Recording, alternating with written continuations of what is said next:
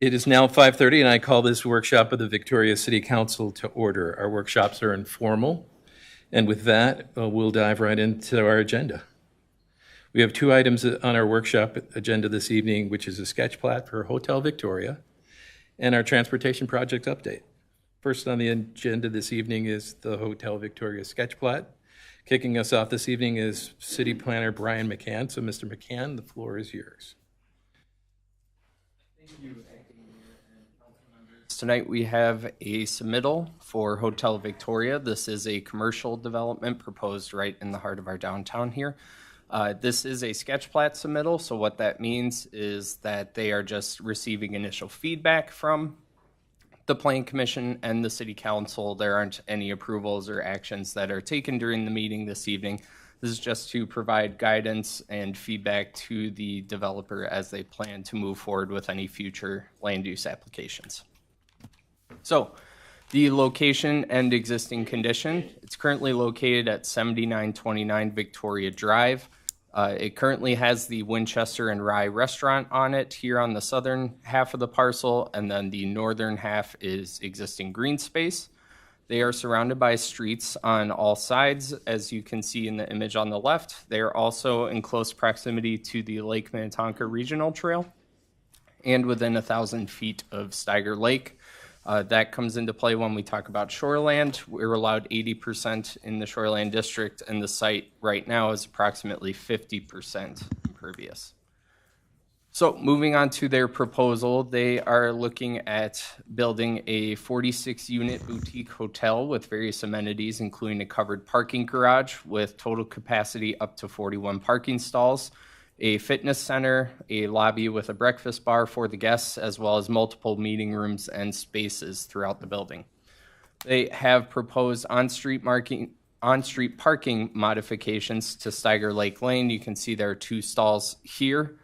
There are 6 existing currently, so they would be taking away 4 angled stalls and having 2 parallel stalls here. There are also 22 existing parking stalls on Randy's Way. On the east side, they are proposing to reduce that down to 19. So they would be losing an additional 3 existing parking spaces here. Just for some background, we'll get into the parking more later. And then their overall building at the lowest point to the tallest point is about 5 stories, approximately 68 feet in height. The lowest, or I guess the highest grade with the highest height is closer to about 55 feet adjacent to the Winchester and Rye building. So here are some renderings that were submitted that were included with your packet this evening. Here's the ground floor entrance with the lobby and the breakfast bar, and then all of the rooms are located on the upper 4 levels. So this is the side that has the highest height variance, I guess you could say, between 90 feet at grade to 148 feet to the roof truss. So that's where we get that 68 feet approximately. And then on the Winchester and Rye side, that's where it gets closer to 50 feet, which is compliant with our central business district standard for height, with the existing grade at 100 feet and then going up to 148 feet here. So looking at our zoning and comprehensive plan, as I mentioned, this is within our central business district, so that's what it's currently zoned. And it's guided downtown mixed use in our 2040 comprehensive plan. Both of those districts allow various commercial uses, such as a hotel, so this would be compliant as a permitted use or a conditional use, actually, within our central business district. And then building heights over 50 feet are also a conditional use. So that's an additional application that the applicant would need to consider if they move forward with preliminary plat submittals. So for the Shoreland Overlay District, as I mentioned, they're within 1,000 feet of Steiger Lake. They're proposing hotels, which are a commercial use in our Shoreland District, so they would need a shoreland conditional use permit as well. And then that 80% impervious requirement that I mentioned, the applicant and myself did meet with our DNR area hydrologist to talk about the potential for a variance request to exceed the 80% impervious, given some stormwater mitigation such as BMPs, storage tanks. So that's something that the applicant is aware of and that they'll have to look into further. And then for building materials, lighting, and signage, we expect a subsequent application to look at all of those more closely with the preliminary plat submittal, to look at their proposed exterior materials for the outside of their building, but also look at the signage requirements and the lighting locations on the building and on the street lights on the street. The current renderings that you saw had about 1,500 square feet of signage. Our maximum per our code is 160 square feet, so they will have to modify that in future submittals. Looking at landscaping and tree preservation, they did not provide landscaping at this time. It's not a requirement of sketch plat, but it's helpful to relay the standards to City Council and the applicants. So they are exempt from minimum open space and planting requirements, but they do have to provide boulevard trees, foundation plantings, and comply with our tree preservation requirements. For the streets, parking, and drive aisles, Randy's Way, as I mentioned on the east side here, will accommodate some additional parking, but will also be expanded from about 18 feet to 20 feet. Just making it a little wider for two-way traffic on Randy's Way to have a more comfortable drive aisle. And then our parking requires one space per room and an additional 20% of the occupancy for a condo or lodge. In either case, neither of those are being proposed for this project, so we are strictly looking at the one space per room requirement. So they're only required to comply with 46 parking stalls. They're showing 41 in their underground garage, which will utilize a valet service to maximize the potential stacking internally.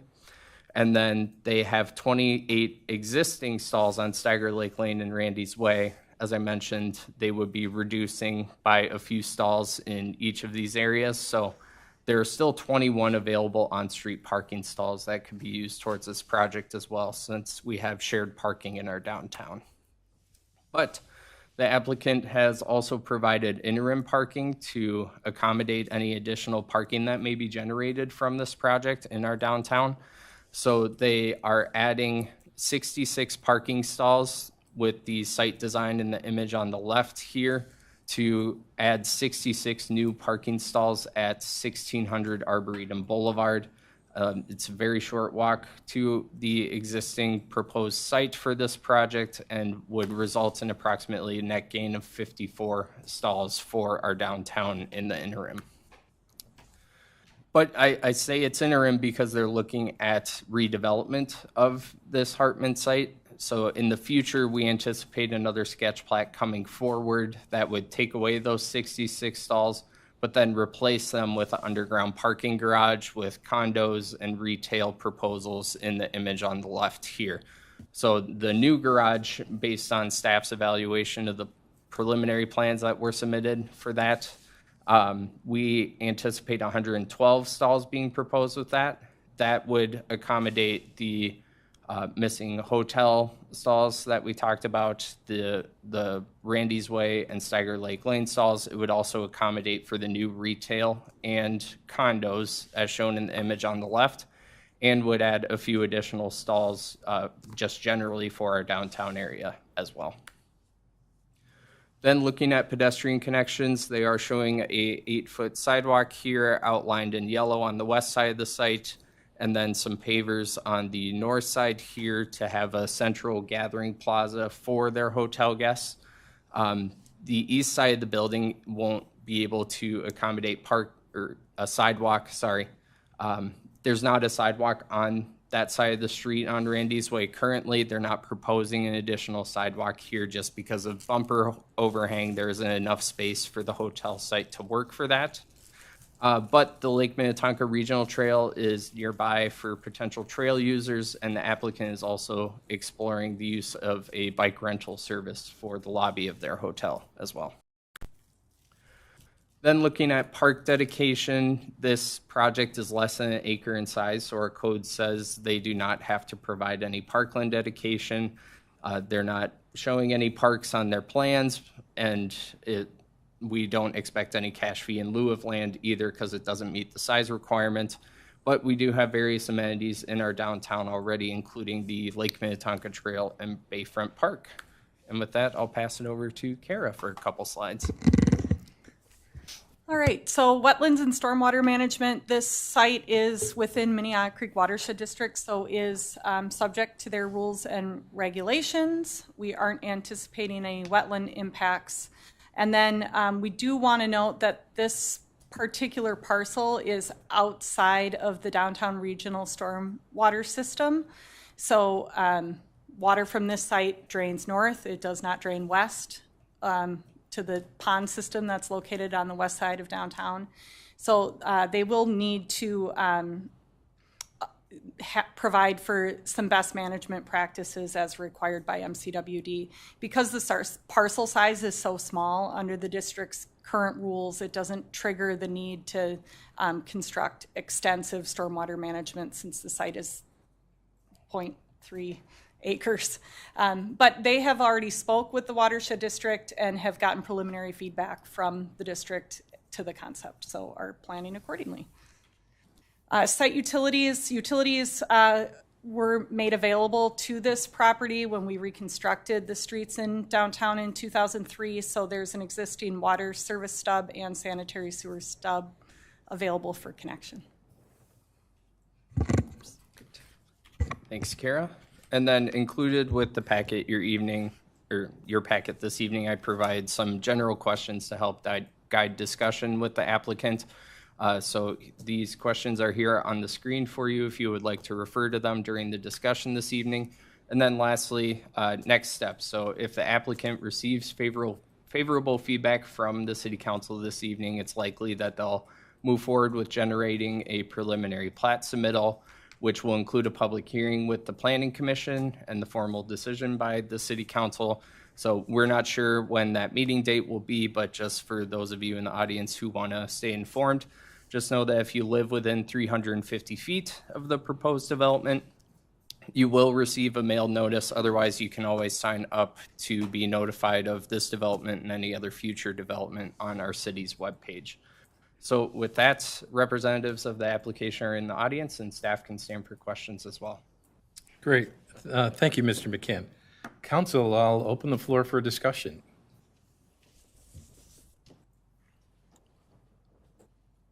I mean, I've been a supporter of this since I saw it from the Planning Commission last week and just rumors of it beforehand. I think it brings in wallets that should help stimulate the businesses around the area of Victoria. I think it helps address some of our parking issues. And I think something that hasn't come up is it also provides a level of advertisement. Come visit Victoria. Wow, this is great. Now come stay in Victoria. So as far as it conceptually in sketch plat, I'm all for it. I have a few questions regarding signage and lighting, but that was kind of addressed with the fact that that's going to come up next with preliminary plat. I guess my question would be, how close to Steiger Lake is this? Acting Mayor and Council Member, I didn't do exact measurements. I would estimate at least 300 feet just on the image on the left here. Okay. If you give me just a moment, though, I can get an exact measurement for you. My point really is that it's slightly closer than the Monarch development that we've already gone through sketch plat on, and we've discussed different options for stormwater mitigation regarding using engineering tools. It sounds like they're going to have to do the same type of thing, correct? Correct. Thank you. How does the street impact the Monarch development that we've already discussed a lot here? Is the widening of Randy's Way and the parking and everything that we've calculated for both properties, is there anything that's affected by that or not? Not directly. So as I mentioned, they're widening the north intersection here from 18 feet to 20 feet. The Monarch proposal is actually widening it to 20 feet the rest of the way down Randy's Way. So the entire road would have a 20-foot wide width. I know they're close, and I know there's a lot that can happen with Randy's Way, and I was just making sure that we're taking all of that into consideration. Thank you for approaching or discussing the utilities aspect. Minnehaha Creek Watershed District feels like they've already done some work there. I've kind of taken all the time here so far. What do you guys have to say or think? Just a couple of things to add on to what you said, Councilmember Pedersen. I think Victoria needs this. I think it's great for a number of reasons. Bavaria Downs and all the things coming in with the weddings and everything like that, the town, and people coming in and not just eating but staying overnight and then eating again the next day and continuing on in Victoria is great. The one, and I'll call it a detail, but somebody brought it up, I think, in the Planning Commission meeting, the one facing wall towards Winchester. Is there any way to put any type of window on that or something like that? Mary Meavison, 7929 Victoria Drive. Yes, we are actually examining opening up to the deck, like doing some open airspace so it's not a solid wall. Okay. The design is done with this beautiful curve. And so we had it in there in the beginning. We took it back out because it was kind of taking away from the architecture of it. We're going to relook at it. I called and talked to Jennifer right after that meeting. Okay. But I don't want to lose the design element of this incredible curve that we're paying for, because that's really the architectural style. So we are looking at it and opening to revisiting it if it works. But most of the stuff where you see the black lattice, that's the staircase going down. It's the mechanicals, it's the laundry. So you can't do too much with that. Right. So we were just looking at the deck, but you can see how that really shapes. And so there's just that balance. Thank you. Thank you. I just have a few comments. I mean, I would agree with my colleagues.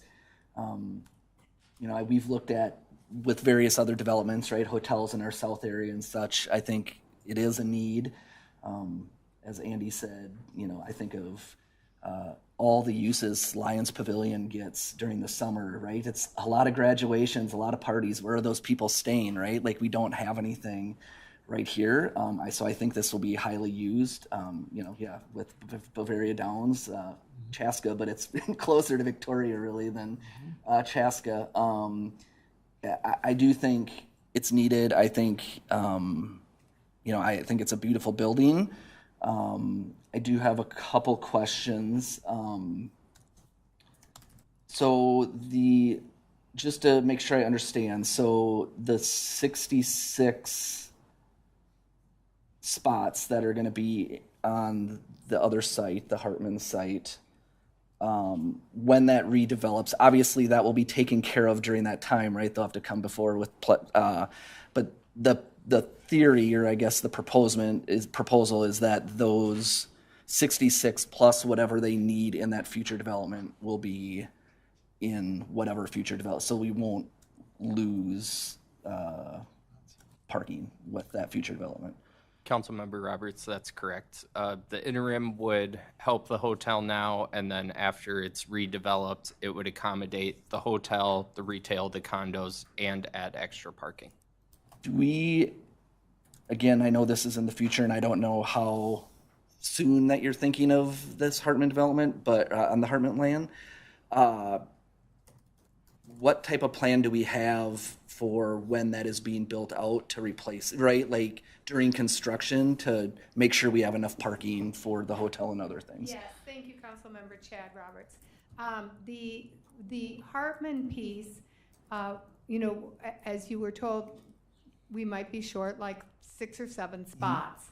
And we said, why just create 6 or 7? During the construction, during the downtown, let's just stripe it the most we can, let the downtown people use it for any kind of overflow they need. And we would like to move right into that project after the hotel is done. We don't want to hold that project, and we'd like to do it while this council is in place and sees the vision.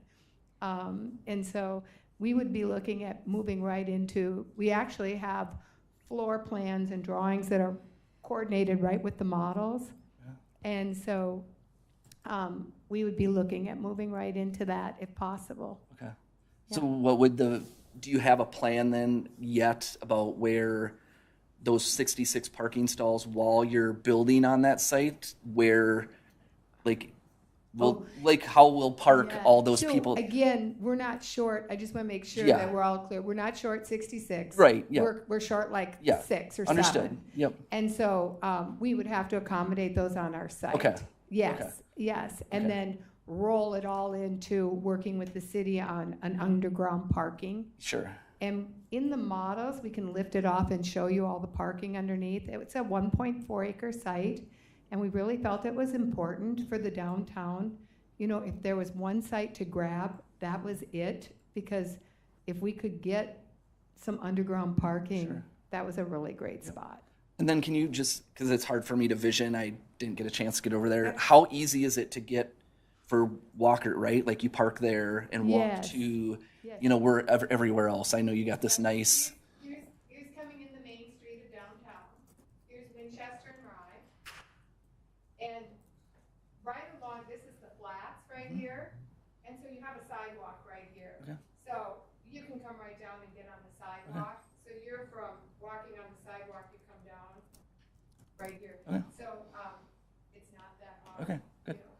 Eventually, someday, and we worked with Jen on this, is eventually we would like the bank to work with us. And we'd love to be able to get people right in the downtown to be able to funnel in underneath, Sure. you know, and then be able to circle back out. But that takes time. Sure. Yep. And we don't Understand. have that yet.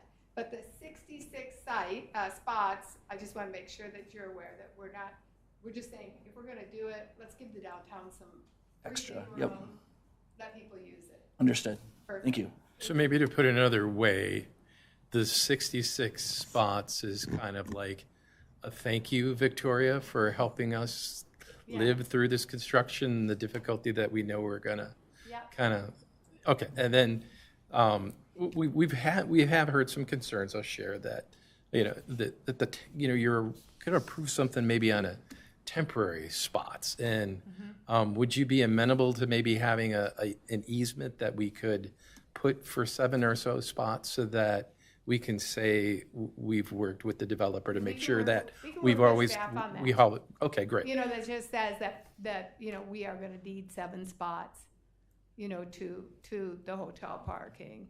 Yeah. Just to, you know, make a Yes. statement that says, you know, hey, we're committed to this. We understand we're taking some spaces away, Yes. but we will commit to that. And I guess Yeah. that, and I'll just add to, you know, this is a beautiful design. The pictures look great. I'll say that a comment that I have that we really haven't talked about, and thank you for bringing this forward, is that hotel rooms don't clean themselves. Air conditioning units in hotel rooms don't fix themselves. These cars won't be parked by aliens or AI. These are people. These are jobs. This is bringing employment to Victoria in our downtown area. So there's a huge economic benefit that this plan is bringing, in addition to like what Councilmember Peterson said about bringing wallets. Well, we need to serve the wallets, and we need to, you know, so the employment opportunities are great here, and it ticks a lot of boxes for some of the things that Victoria has been. I don't know if criticism is the right word, but you know, bringing some substantial commercial to our downtown area, this gets it done. So thanks for bringing this. Thank you. before us. When we met with Confluence over in Hastings, they just said that hotel had such a dramatic impact on their economics of the downtown. And one of the things that we really want to strive to do is encourage all the other businesses to gain work off of the hotel. We don't have to be a spa to everyone, but we want our hairdressers and spas to be able to expand. You know, we don't want to be the gift shop. We want our local shops in the downtown to get that business, and we'll be linking everything to those shops. So we don't plan on being everything. We just want to make sure that we're a great neighbor for all of our mom and pop shops, and hope that brings more wallets to them. Great. Now, my next question is kind of partly more of a, you know, more of a practical, more of a technical, and I didn't see it, and maybe it's there. Is there going to be a marquee in front of where guests can come in and unload so that in a Minnesota winter in rain, so that you can just get your car underneath, unload without having inclement weather? Or is that something that will sort of be a gap that is going to exist? We'd have to work with our fire department on that. So we did have an in and then an out, and had hoped to do some type of an awning or something where people could get out and walk in. The fire department wanted 20 feet, and we didn't have the space, so Matt with Civil Site redesigned it for just a drop-off. But if that's something that you want, that is what we had in the original, and we could certainly go back and talk with the fire chief about it and see how we could incorporate it. Okay, I mean, it just feels like that, might, somebody would be like, I love staying there, We but. had that normal little horseshoe where you come in and you come back out. Okay, great. But we changed it so that we were meeting, the different reviews. Understood. And we could always go back and ask them what they could see that could maybe work too. Great. Thank you. Can I ask you one more question, Mary? Sure. There was one question that was kind of answered, not answered, and then it was changed, and there were a few different things with the Planning Commission, and it became a little bit unclear. Conference room space within the hotel. Yes. That's for guests only at this point, correct? Yes, it's for guests only. I did get some calls on that. Okay. So I wasn't the only one. No, the corporation, I had a company call me and say, wait a minute, are you telling me that I'm not going to be able to let like some of our Victoria employees come to a company meeting if they want to come and do it? And I said, I'm going to have to get some clarification. I think we have plenty of room to park any of that extra over on the Hartman site. Exactly. And so that became actually, a direct question from one of the corporations that desperately wants to be able to use this, but they did not like that I answered it that way. So, obviously there could be some people that are coming if it's a local company and they end up taking the hotel, but somebody wants to drive home and drive there. I don't think we'd be able to control it. But what we can do, if there's any corporate events, which are typically going to be Monday through Thursday is the corporate time that saves the hotel, those could all be parked on that Hartman site. That's why we're making sure that we got plenty of spots. But that was actually a concern of some local businesses here.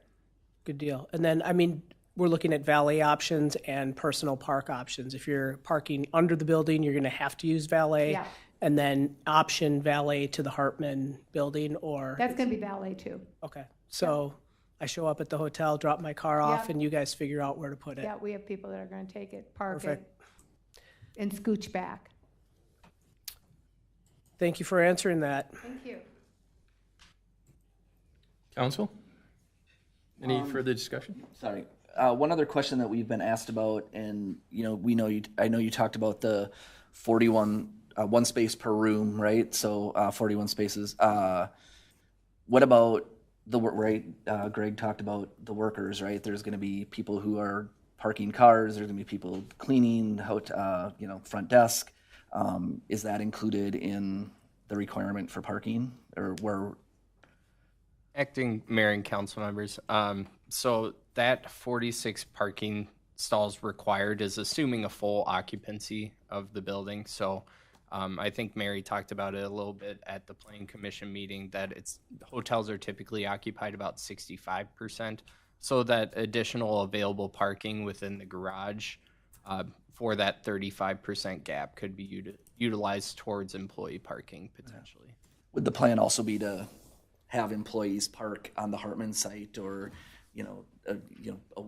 so that the parking spots downtown, right in downtown? Absolutely. Yeah. Okay. Absolutely. Okay. Yeah, and with that 46 per room, that does account in the ordinance that you're going to have cleaning staff, you're going to have those type things. But definitely that's why we were like, let's just pave out make sure we got the Hartman piece, let's have it available.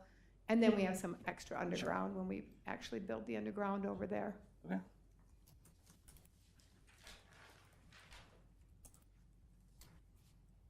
Council, anything else? Well, seeing no further discussion, and tonight we don't have any action required from council on this, so I'll check in with staff.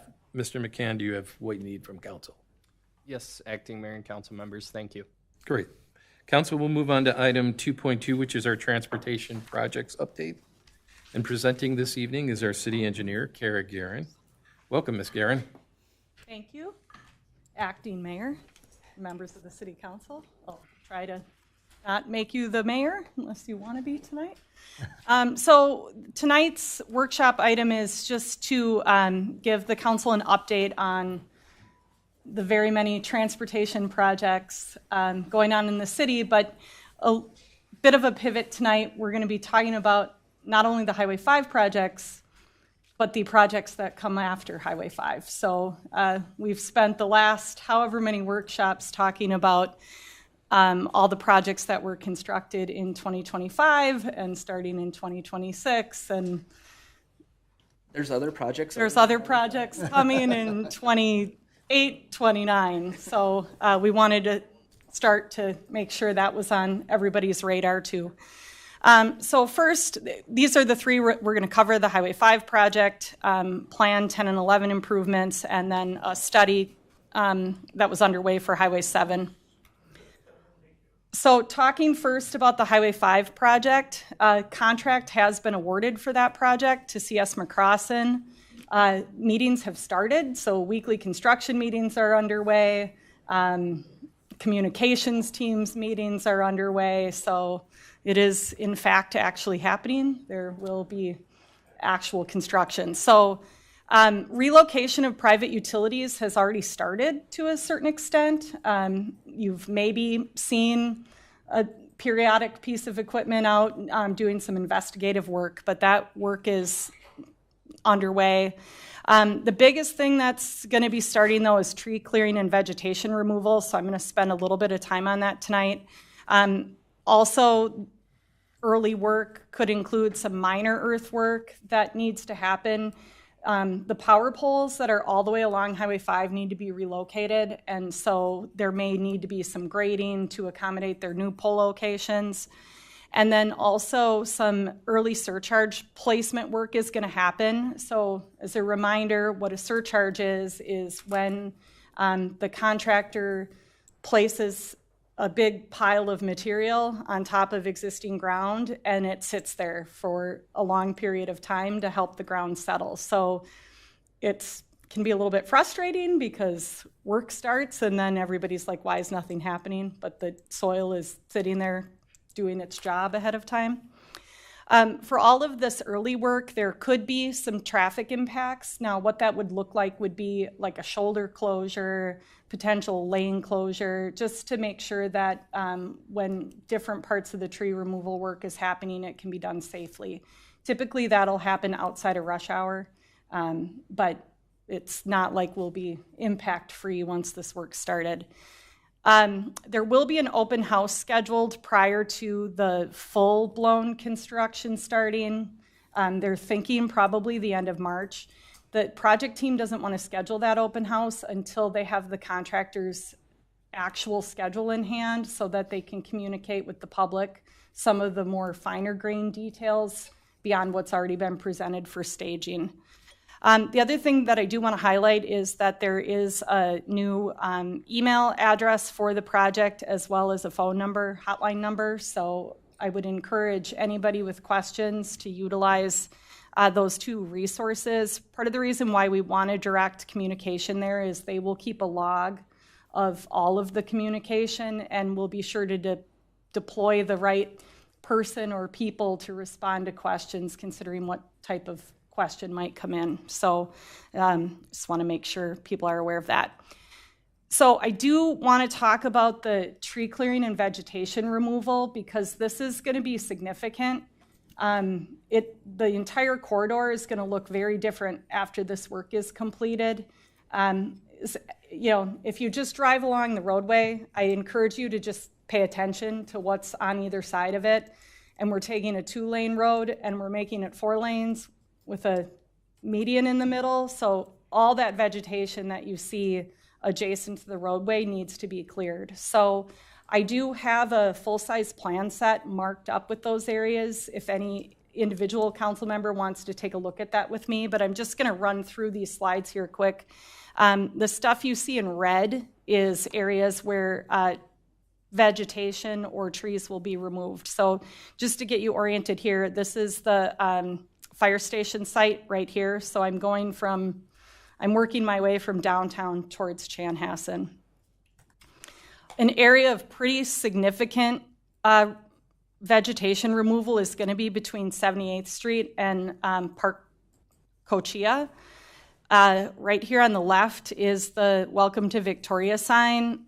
All the vegetation around that sign is coming out, so pretty significant tree removal.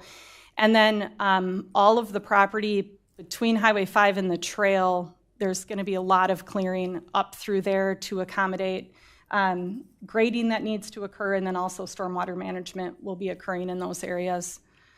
On the side of the property with the residents, there is going to be clearing along the roadway, but it's less extensive on that side of the roadway. They tried to minimize the impacts there. It's a pretty good buffer for some of those folks along there, so I'm trying to keep that intact as much as they could. Then just continuing on, here's Park Cochia on your left, here's Rolling Acres Road on your right. So the Parkview Lane neighborhood, there's a trail back here, lots of vegetation coming out on either side of that. There'll be tree removal in the Madeline Creek Park, so within the park itself where the new pedestrian underpass needs to be constructed. Have to clear the trees in order to put that in. And then this is Rolling Acres Road on the left. This is Minnewaska Parkway on the right.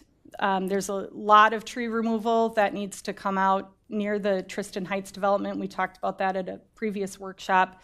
That tree removal isn't actually going to happen until 2027, so winter of 26 and 27. They won't be constructing this pond until then, so it didn't make sense to clear that early.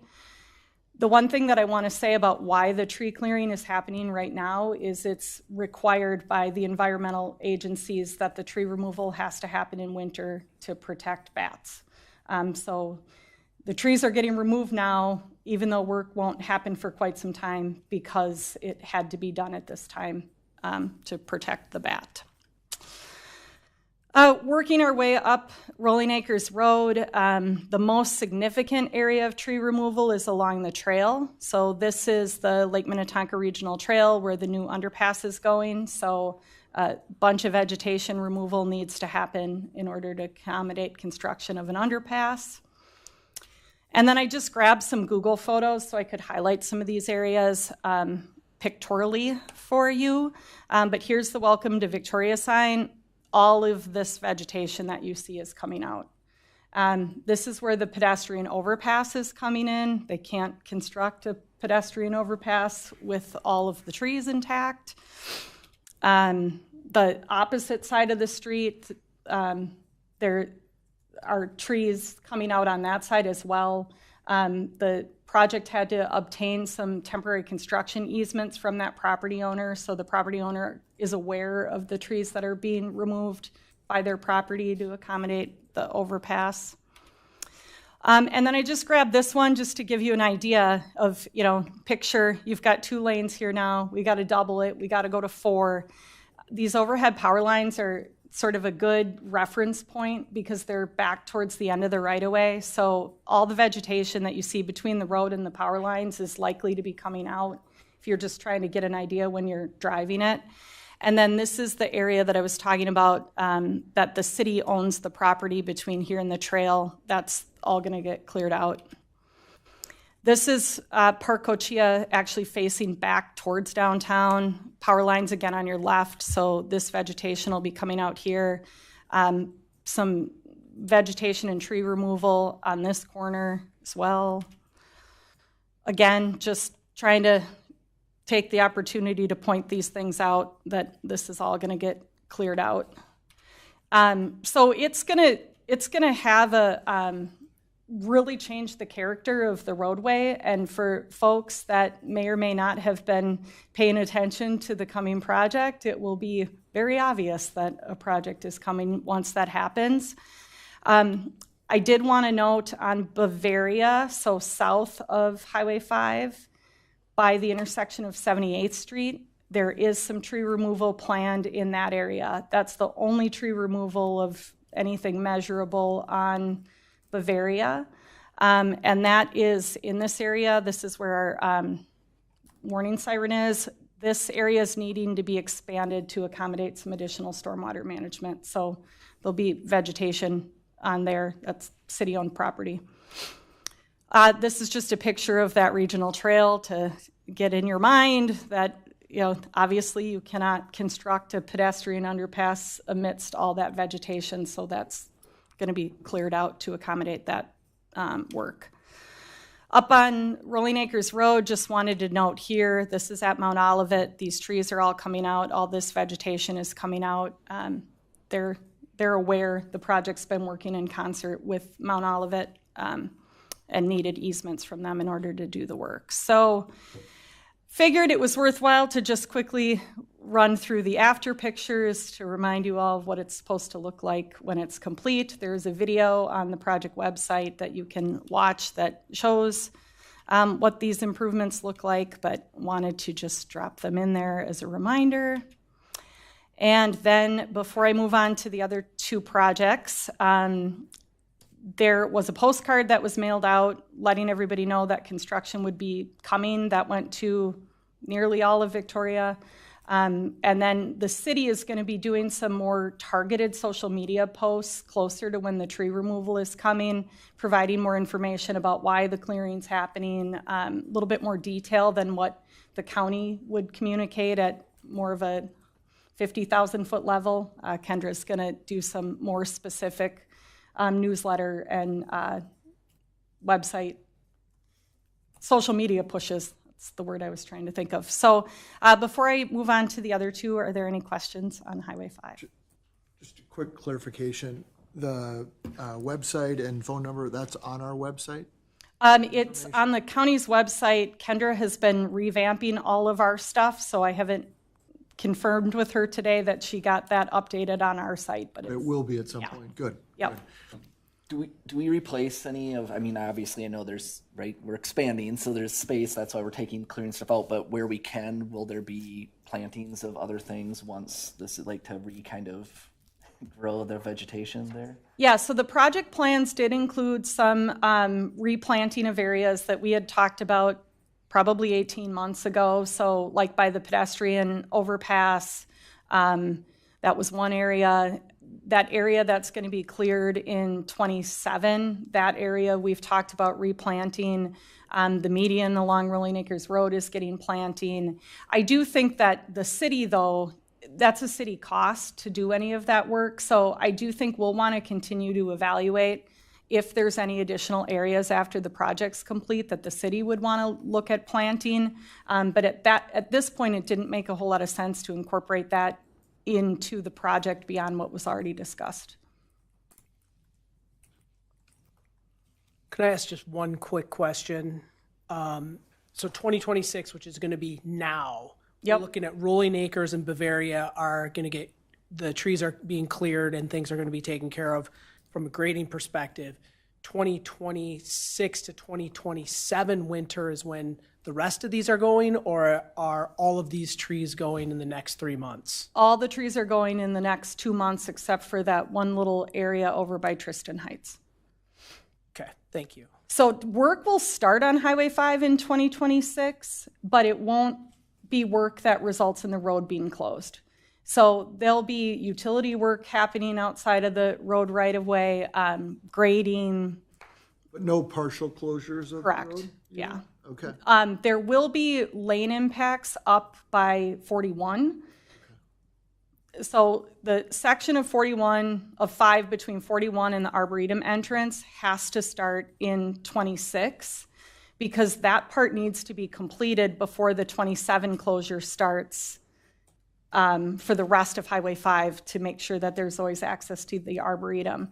So the improvements on 5 from 41 to the entrance to the Arboretum will be happening under traffic. So that right now it's sort of like 2 lanes that drops into 1. That'll be 1 lane and it'll shift back and forth as they rebuild the other half of the roadway. So there will be traffic impacts as a result of that. We are working on an additional graphic that we think better conveys when the closures are going to be and what those alternative routes look like. So Kendra's working on that as well. And that, again, is going to be just more Victoria-focused. The whole project is working on some graphics related to even just traffic impacts beyond just the city of Victoria, but we're repurposing for our residents' purposes specifically. So April, we're going to look a lot different than we do today. Correct. Shockingly, I'm sure. Yes. And they will put changeable message signs up at all of these tree clearing limits, saying, tree clearing starts whenever, once they have a date. Right now, it is looking like the beginning of February is the best information I have right now, but we get updates weekly. All right. It's just to hammer the nail home on that. I think I would ask that Kendra have, I know she will have a good communication program for that. I mean, the number of calls, emails, text messages I received just on the tree clearing for the gas line was amazing. So with this being 10 times that, I just want to make sure we're prepared for it. And if things change, I think in the past we've done a really good job of saying, okay, we were scheduled to close here, we're going to close at this time. The sooner the residents know about that, or people coming into town, whatever, the better, right? Hey, this is out 2 weeks because of this or whatever. So keeping up that notification and changes to the notifications are huge. Yeah, the project team has a robust communications team and plan. Now, this is a county-led project, so it's working through the county, but the comms team from Chaska, Victoria, the Arboretum, and the county will be meeting regularly, and of course, Kendra will be looking to supplement their efforts with Victoria-specific messaging. That's great. Excellent. Ms. Guerin, do you have more for us? I do. I have two other projects. So Highway 10 and 11 improvements we'll talk about next. So now we're talking about south of Victoria. So this is County Road 11, Victoria Drive on the right side of the picture here. And this is Highway 10. So 212 and Chaska would be to the right if you're looking at the screen, and Waconia to the left. So first focusing on County Road 11. So I'm sure you don't remember, but the county was successful in getting funding to improve the intersection of 10 and 11. So the 2028 project will include the reconstruction of 11 to match what we did north of the railroad tracks, south of the railroad tracks. So adding the median and getting the trail in the rest of the way, and then improving the intersection. So that's scheduled to happen in 28. And then, because we like construction to just be forever happening, then in 2029, then improvements to County Road 10 from where the 4-lane stops in Chaska out to some to-be-determined endpoint on the other side.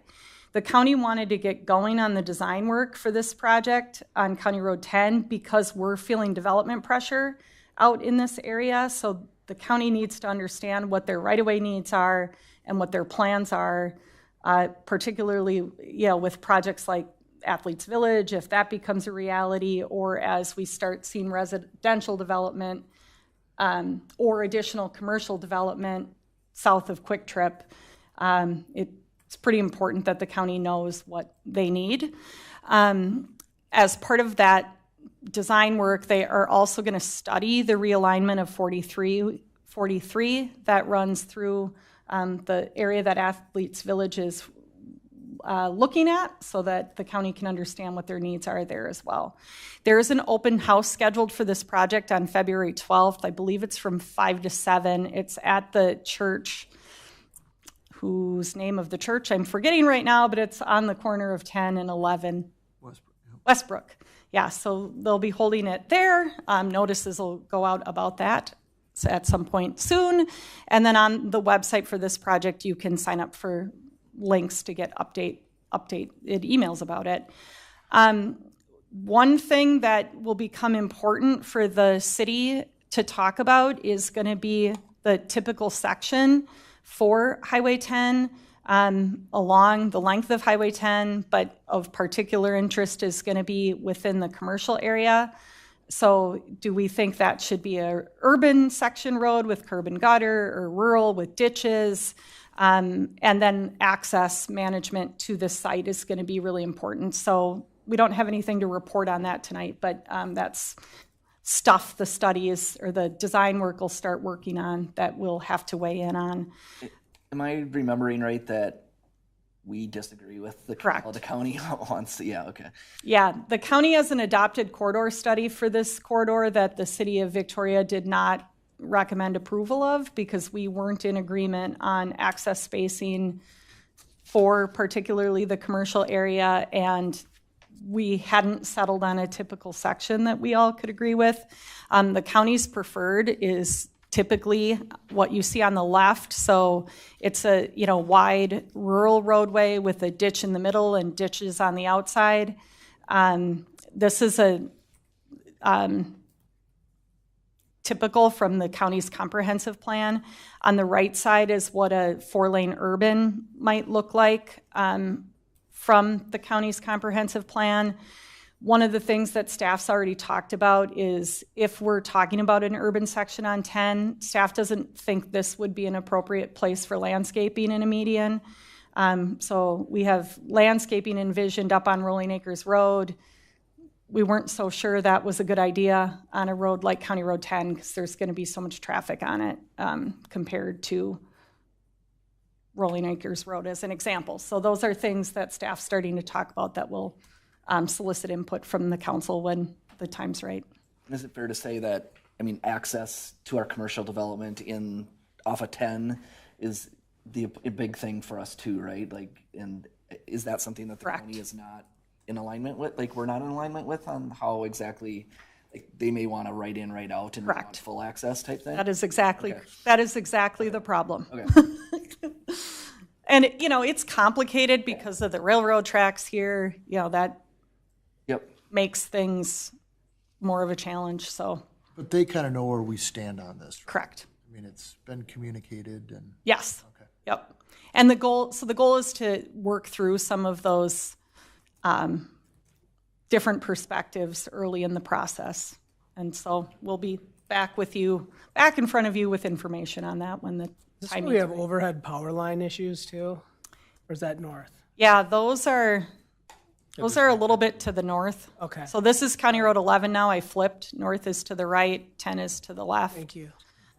So there's overhead transmission lines that then get closer to 10. The other thing too that I should just note on 10, so this is the railroad tracks over here, County Road 43 is here. The county does want to realign County Road 10. If you pay attention to where 43 from the south comes in, it's got a really tight curve. If you're ever going north on 43 and trying to decide when you can turn left, the sight lines are not great.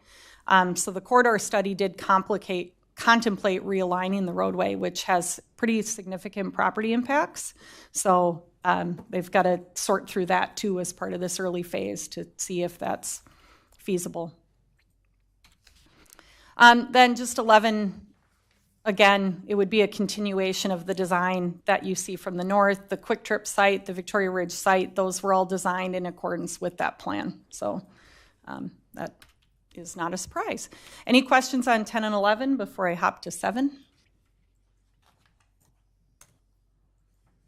All right, so Highway 7, there has been a study ongoing by MnDOT actually to look at improvements to Highway 7 from basically St. Bonnie over to Hopkins.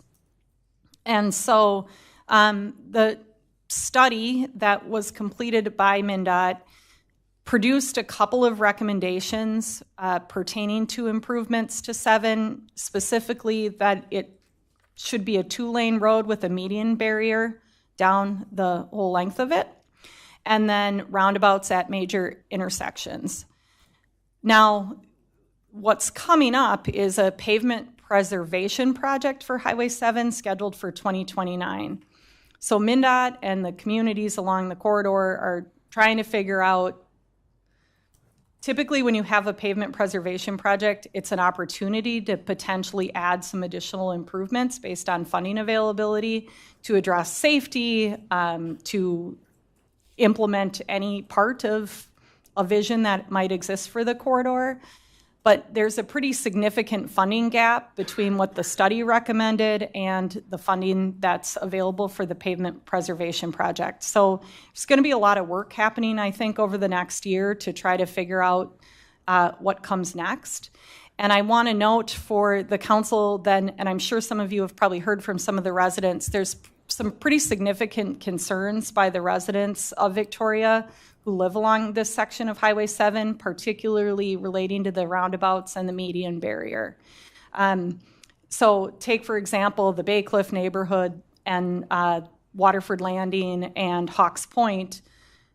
All of those intersections potentially become right in, right out only. And you would have to go down to a pretty major intersection in order to hit a roundabout to make a U-turn to go back the other way. So MnDOT has been engaging with the residents, with the concerns that have been raised. There was MnDOT hosted a meeting in conjunction with the homeowners associations and residents from all the way along this corridor, from St. Bonnie, Minnetrista, St. Bonnie, Victoria, Chaska.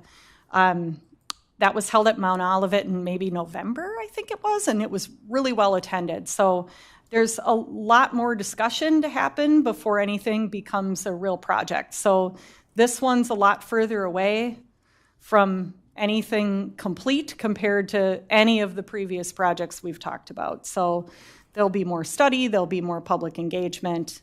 I don't yet know what their next steps are going to be. When we hear from MnDOT what they're thinking for a next step, we'll be sure to share that with Dana to share with the council. This is just a picture from the information that they provided of where roundabouts could be located.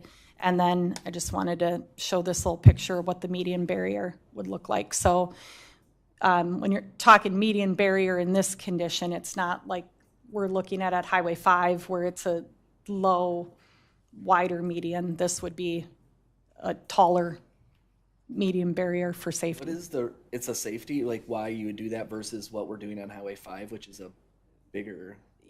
Bigger impacts. So this corridor is pretty challenged. If you think about the tree removal that we're talking about for the Highway 5 project, and you drive Highway 7, particularly, I typically only pay attention within Victoria. The corridor is narrow. There's steep grades off either side of the roadway. There's a lot of vegetation. And so any sort of widening is going to be a challenge there. I should note that one of the other concerns that the residents raised is wanting to understand why it's not planned for a 4-lane. So that's a question that would need to be answered too for those folks as something were to move forward. I think the other thing that I was at that meeting, the other thing that they brought up was the fact that there was very little notification. And while it's not the city's responsibility, we still get the heat for it. The state did not do a great job of communicating with those folks. So whenever we see something or hear about it, I think we still need it and owe it to them to get out some level of communication.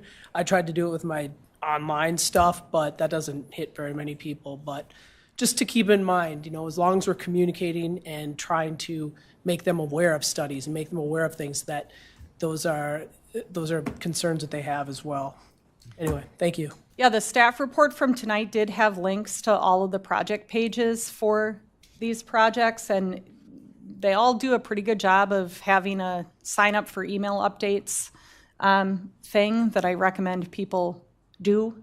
MnDOT doesn't over communicate, so you don't get completely spammed with emails, but they would let you know of any upcoming open houses or opportunities for input. Council, we've seemed to have taken our questioning sort of as we come. Is there any other items that we would want to address this evening? That's all I've got. Given we have no further discussion on this and no action needs to be taken, we'll move forward. Are there any more items to come before our body tonight? Well, with that, may I have a motion to adjourn? Motion to adjourn? Second. We have a motion and a second. All in favor? Aye. Aye. Opposed? Motion carries. Thank you. We stand adjourned and we'll be convening a regular city council very shortly.